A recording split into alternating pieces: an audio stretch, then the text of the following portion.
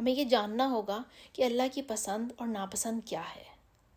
ہمیں یہ پتہ چلانا ہوگا کہ کن باتوں سے اللہ ناراض ہوتا ہے اور کن باتوں سے اللہ خوش ہوتا ہے، کون سے کام کرنے کا اللہ نے ہمیں حکم دیا ہے اور کون سے کام کرنے سے اللہ نے منع فرمایا ہے۔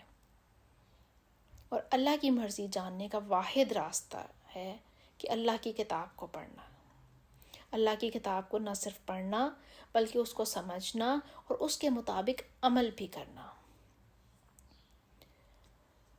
اللہ کی کتاب کو سمجھ کر جب ہم زندگی گزاریں گے تو پھر ہمارا ہر عمل عبادت کے درجے میں آ جائے گا، اور پھر ہم اس قول کا مفہوم سمجھ سکیں گے کہ قرآن اور سنت کے مطابق زندگی گزارنا عبادت ہے۔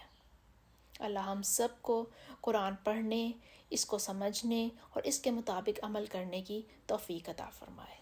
آمین۔